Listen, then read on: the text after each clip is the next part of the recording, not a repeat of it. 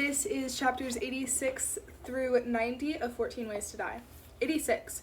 It is just an alley. It is only a shortcut home, but not for me, not anymore. I listen to the buzz of the streetlight, the distant whir of cars too far away to help, and I step forward. And this time I keep moving, one foot in front of the other, again and again, each crack of leaves and twigs a little louder than the last. When I'm halfway through, I stop and wait. I need my breathing to slow and my heart to follow before I can speak. The longer I stand there, the tighter the darkness grips me until the sense of someone at my back forces me to talk, to remind me they are out there, watching, waiting. My words come out as a whisper, so I start over, louder this time, even though talking in the darkness only increases the terror. I want to whisper. I want to shrink, but I need them to hear me. I need to stand tall. I didn't want anyone else to die, I say. I wanted to catch you, not make you kill again. Every noise sounds like a warning, and I imagine Mom standing there instead of me, hurrying but not fast enough, the moment she knew she should have gone the long way around. You're scum, you know that? All you do is destroy, and before everyone starts telling me I'm taunting you, making you murder, that's not what this is. I'm here right now. I'm ready. If you want to hurt anyone, hurt me. I'm used to it. Oh, Jesus. I don't know how much my audience can see. I don't know if the tiny flashlight on the camera pointing up at me is enough to make me anything more than a shadow. But I do know I don't want anyone else to die. Are you scared of coming for me? I ask. You know where I live. You know where I am right now. What are you waiting for? I feel my phone vibrate in my pocket, and when I look down, I see it's Danny. He will try to talk me out of this. He'll say I'm going too far. So I click red, ignoring every call and text that comes over the next 20 minutes from Danny and Hannah and Emily as I stand silently in the alley, waiting for the Magpie Man. I think of Jamie watching at home, how he pulled me back when there was nothing to fear. He was a hero when I didn't need one. Now all I want is a monster. But nothing happens. No one comes. I get used to the noises the night makes. The hum of the alley softens. A sense of someone close fades, replaced by sadness as I realize this is all for show. I'm doing it for my audience. I'm doing it to get them off my back. I wanted him to come, but I knew deep down that he wouldn't. Why would he walk into a trap I'm not even trying to hide? But that doesn't mean he's not watching, and it doesn't mean he's not tempted. He knows I'm here. He knows I'm waiting. I walk to the end of the alley, the side I rarely see, and step into the street. I'm about to turn and walk back, giving my audience one last look at the journey Mom started but never finished, when I hear a different noise, one that tells me not everyone is watching this at home. 87. Jessica, someone sings. We're watching you. I hear a giggle, a shush, the sound of bitches warming up, and then I see them. The girls dance toward me while the boys swagger. When they get close, one of the boys reaches for my body cam and I step back. Let's have a look, he says. I don't reply, just start backing toward the alley that is suddenly my only escape. The other boy jumps behind me and yanks the head cam off, then points it at me and says, Smile!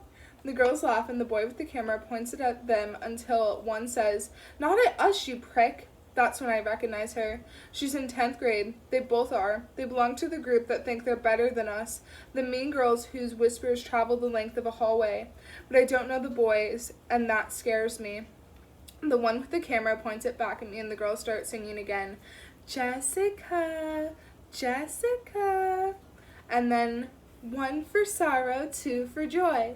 That's when the other boy leans in, so close I can smell his breath, and says, 3 for the girl with a dead mom. The body cam is still pointing up at me, recording my reaction, my audience seeing the tears as they fall, and hearing the laughter that follows. She's crying, one of the boys says. I thought you were supposed to be some kind of badass, chasing after a serial killer. If he found you, he'd ruin you. I try to grab the camera, but he jumps back and laughs. Fuck you, I say, stepping forward and making fists.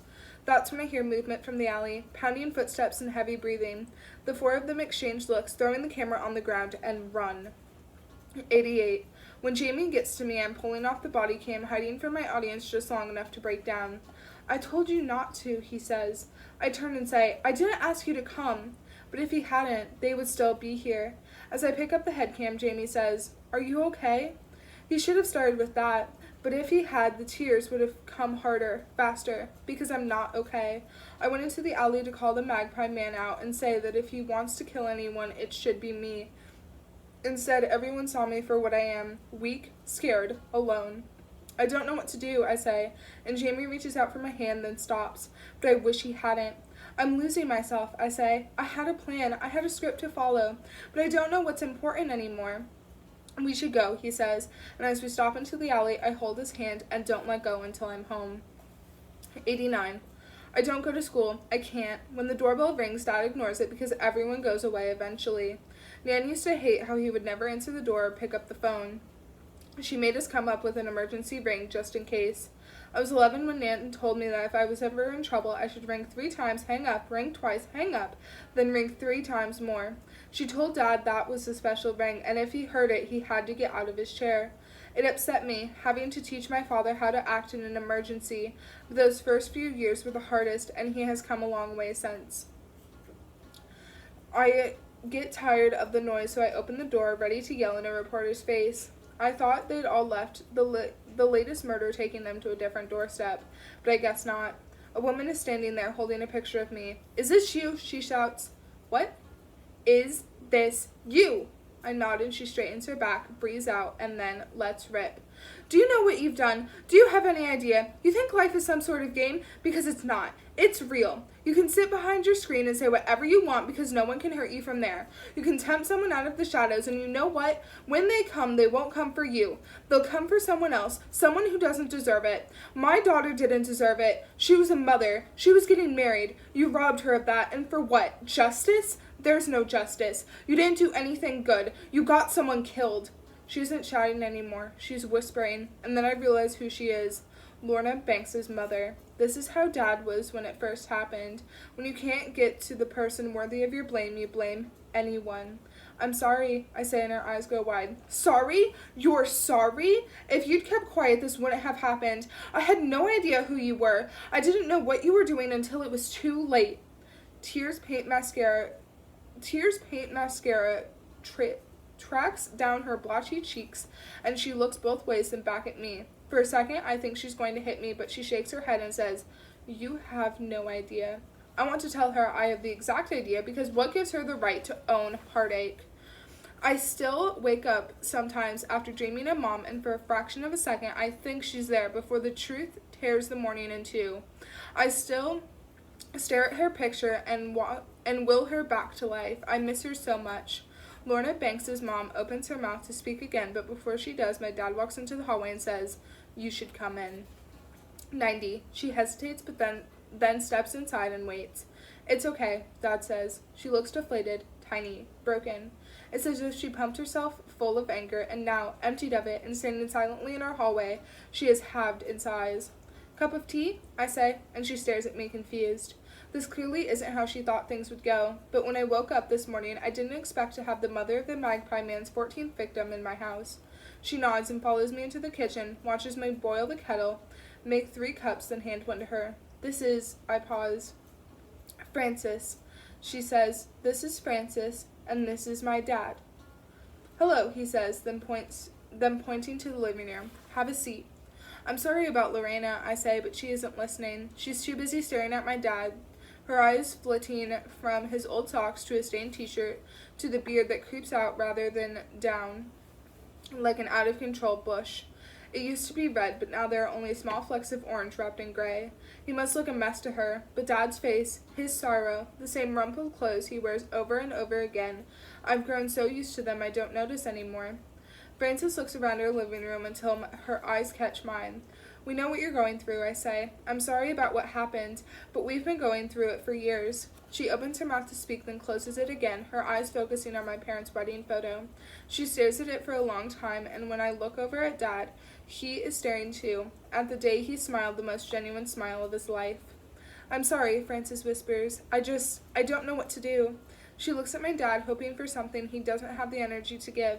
"When I found out what you were doing," she doesn't finish the sentence, but I know what she means. "When she found out what I was doing, she had someone to blame. She saw me challenging the Magpie Man, tempting him out of the shadows. In her mind, I opened the door to her own personal hell. I didn't think it through," I say, "and I'm sorry for that." Lorna's mom looks at me and pushes her lips together in the shape of a smile. Then she looks at my dad and says, I understand why you did it. She finishes her tea, stands, and walks over to him. Then she leans down and kisses his cheek, and he can't hide the shock on his face. I wonder if there's anything left inside him still to break, because he looks sad for her. For so long he has only looked sad for himself, but the way he stares at Frances, I know he's sorry for her pain. Does it get easier? She asks. Dad sighs and says, It settles, but it never stops hurting. She looks around the room one last time and says, I can't help but wonder. Again, she leaves the sentence half-spoken, and I wonder if Lorna was the end of all her thoughts, and she has lost the ability to complete them now. If Mom would have been the same if I'd been the one taken that day. If you ever need to talk, I say, you obviously know where I am. I smile, and she tries to. Then, as if she just realized something, she says, I'd like that. So we swap numbers.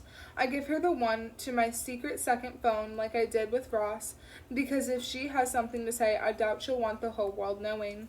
When she's gone, Dad calls me to the living room and says, we should talk.